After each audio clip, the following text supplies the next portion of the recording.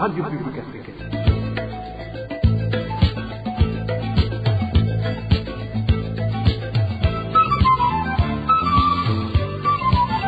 Radio Publique Africaine.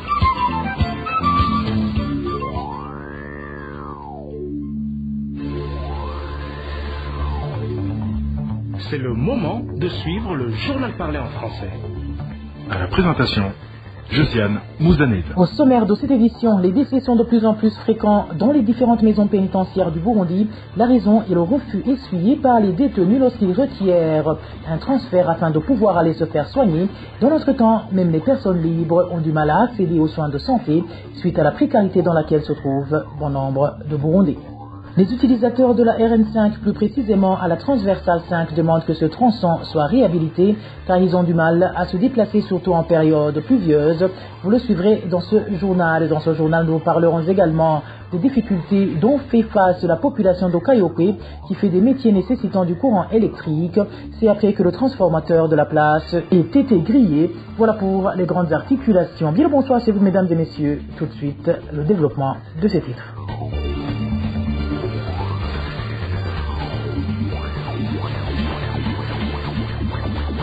Bonsoir. Je vous le disais en titre, la liste des détenus qui meurent en prison parce que ayant été refusé le droit d'aller se faire soigner continue à s'allonger. Ce samedi dans la matinée, c'était le tour d'un détenu de la prison centrale de Mimba connu sous le nom d'Etienne Nzeimana. Le 30 du mois dernier, ses co-détenus avaient via la RPA alerté quant à la détérioration de la santé de ce dernier après avoir remarqué que les responsables de cette maison carcérale continuent à faire la sourde oreille face aux appels des prisonniers demandant l'autorisation de transfert d'Etienne Nzeimana. Au même moment, ces prisonniers avaient tiré sur la sonnette d'alarme pour réclamer le secours du prisonnier Lambert Ndoualougila de la prison centrale de Mimba, également agonisant. Et à Woulouli, dans la nuit de jeudi dernier, un homme d'une 50aine d'années est également mort suite à la négligence des responsables de cette maison carcérale. Il venait de faire une semaine alité dans la même prison. Restons dans le domaine sanitaire, où les Burundais de la catégorie des démunis indiquent qu'ils ne sont plus à mesure de bénéficier de soins de santé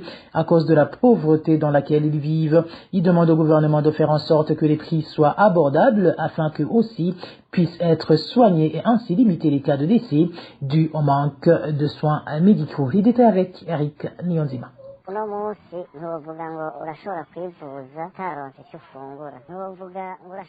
Il s'agit d'un parent qui indique que personne ne peut penser à aller se faire soigner ou soigner son enfant alors que la famille n'a rien mis sous la dent. Ce qui explique d'ailleurs pourquoi actuellement la majorité des cas de maladies enregistrés ont un lien avec la malnutrition. Notre source indique également qu'en cas de maladie, on préfère s'acheter des médicaments non prescrits par le médecin et se soigner. Si tu n'es pas capable de faire soigner une personne, alors comment seras-tu capable de faire soigner deux personnes? Actuellement, pour une personne lambda, les médicaments prescrits pour une personne sont pris par deux personnes, faute de moyens pour faire soigner tous correctement. Il y a même ceux qui ne vont plus au dispensaire, ils se rendent à la pharmacie en cas de maux de tête ou de vomissement d'un enfant par exemple et achètent ce qu'ils peuvent pour soulager la maladie. Tout ça par peur d'être chargés de moyens qu'ils n'ont pas. Cette façon de s'alléger la souffrance au lieu de se faire soigner leur coûte la vie de temps en temps. Si quelqu'un tombe malade et qu'il choisit de combattre la douleur au lieu de se faire soigner, la maladie revient plus tard avec virulence et c'est dans cette situation qu'apparaissent des cas de décès faute de moyens pour se faire soigner. Il demande au gouvernement de faire en sorte que les frais de soins de santé soient abordables afin que même les moins nantis soient capables de bénéficier des soins de santé. Eric Niyonzima. Dans notre temps, les pharmaciens qui ne se retrouvent pas sur les listes élaborées par le ministère de la Santé, compte tenu du renouvellement de leur agrément, demandent au ministère de la Santé et de la lutte contre le sida de revoir l'organisation de la confection des listes des pharmacies en ordre avec les exigences de ce ministère. C'est au moment où des médecins directeurs provinciaux se sont arrogés le droit de fermer d'ores et déjà ces maisons commerciales de médicaments dans certaines provinces, suivant l'un de ces pharmaciens qui s'est entretenu avec la RPA.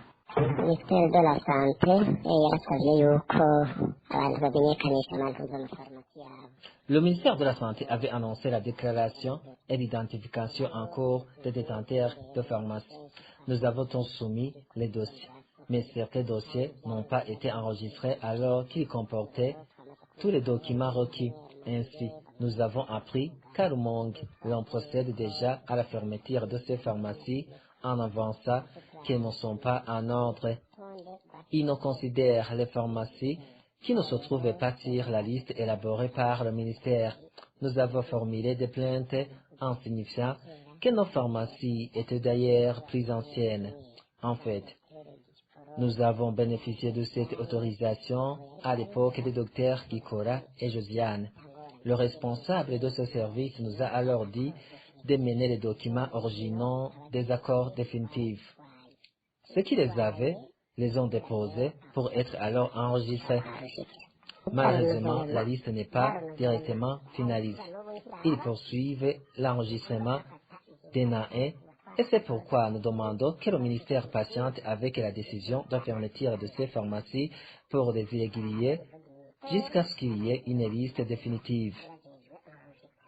Nous savons qu'il y aurait ce qui ne soit pas en ordre avec cette mesure de renouvellement d'agrément, mais que le ministère attende au moins 2 semaines avant de passer à l'action.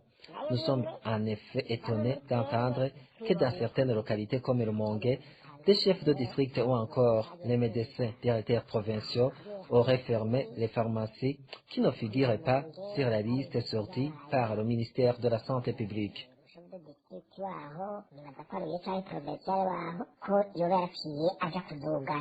Cette problématique en rapport avec les pharmacies est connue au niveau de l'Assemblée nationale. Le député Jean-Berkimas Mbagné a récemment interpellé l'ombudsman burundais afin qu'elle contribue dans le sens que ces pharmaciens ne soient pas les écarts. Non seulement ils sont parmi les grands contribuables, mais aussi leurs services sont incontournables dans la vie des citoyens. Suivez à ce propos le député Jean-Berkimas Mbagné, c'était jeudi, lors de la présentation des réalisations de l'ombudsman à l'Assemblée nationale.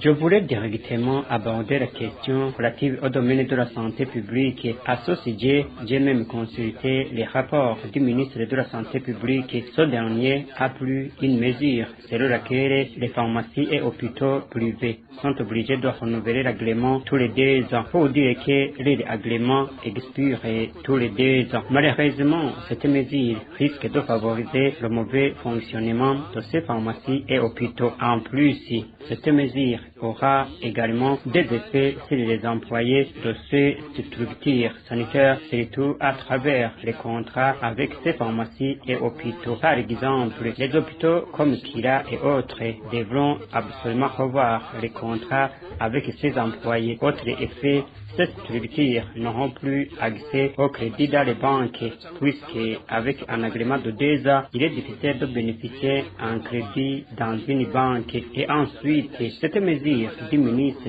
de la Santé va entraîner la corruption pendant les démarches de pouvoir décrocher cet agrément. Ici encore, on ne peut pas oublier que cette mesure pourrait perturber les impôts que ces structures sanitaires versent dans les caisses de l'État, surtout qu'elles soient de grandes contribuables. Pour nous, on avait demandé qu'il y ait des audits périodiques au sein de ces structures sanitaires afin de mieux les contrôler au lieu de ce renouvellement régulier d'agrément. Mais le ministre de la Santé n'a pas considéré notre proposition. C'est ainsi que nous demandons à l'ombudsman burundais de relire cette mesure du ministre et de la suivre et de plus, surtout que la santé est indispensable pour tous. Donc, que l'ombudsman fasse quelque chose afin de redresser la situation.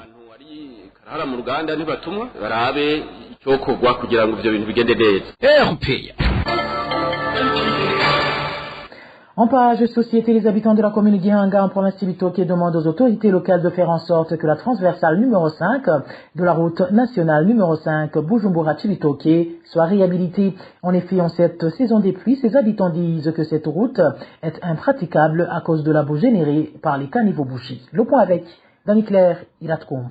La boue et l'eau stagnante remplissent le transversal numéro 5 de la commune de Gihanga. Les habitants de cette localité disent qu'il est déplorable que cette route est devenue impraticable jusqu'à ce que les passants n'aient plus où mettre le pied à cause de la boue, du fait que les caniveaux sont bouchés et que les autorités communales ne s'en occupent pas. Le transversal numéro 5 de Gihanga est très honteux. C'est une route faite de sable et de gravier qui était praticable. Mais depuis que les caniveaux sont bouchés, quand la pluie tombe, on ne peut plus reconnaître qu'il y a eu une route. Auparavant, l'administrateur communal organisait des travaux communautaires et cette route était bien aménagée, ainsi que tous les caniveaux jusqu'à la route principale. Actuellement, il a tout abandonné. L'un des enseignants dans la commune Gihanga se plaignent que c'est très honteux de voir que ceux qui fréquentent le transversal numéro 5 arrivent à leur travail les habits et chaussures remplis de boue. Il est très déplorable de venir enseigner les élèves en ayant les chaussures dans les mains et en traînant le pantalon dans la boue. Cette situation nous préoccupe beaucoup car en terminant le travail, on se demande comment nous allons encore une fois passer dans cette route pleine de boue. Les habitants de la commune Gihanga demandent avec insistance à l'administrateur communal de Gihanga, Léopold Daïsaba, d'organiser des travaux communautaires pour que les caniveaux de cette route soient débouchés, afin que l'eau des pluies puisse y passer sans problème. Par là, le transversal numéro 5 pourrait encore une fois être praticable comme avant, sans aucun dommage aux passants. Merci à toi, Dani-Claire Ilatkoumva. Amgaru, c'est un transformateur en panne depuis plus d'un mois qui cause problème, et plus précisément en commune Kayokwi. Par conséquent, il n'y a plus d'électricité dans cette localité, d'où des pertes énormes sont enregistrées chez les habitants, les commerçants, bref, chez tous ceux dont leurs activités génératrices de revenus nécessitent du courant électrique. Le point avec Elvis Neomongue. Moins de 2 jours après son installation au marché de Rushumo, en commune Kayokwe, le transformateur qui dessert le chef-lieu de la commune Kayokwe a pété une panne qui dure maintenant plus d'un mois. Cette situation cause un manque à gagner pour les habitants de cette commune, dont les activités génératrices de revenus nécessitent de l'électricité, comme le raconte cet habitant de Kayokwe. Ce transformateur a été endommagé après 2 semaines qu'on l'a installé. Suite à cette panne, nous les vendeurs d'eau pasteurisés avons suspendu cette activité. Il y a également les usagers de Morée, les soudeurs et coiffeurs qui ont abandonné leur métier. Nous ne savons plus à quel sens se vouer.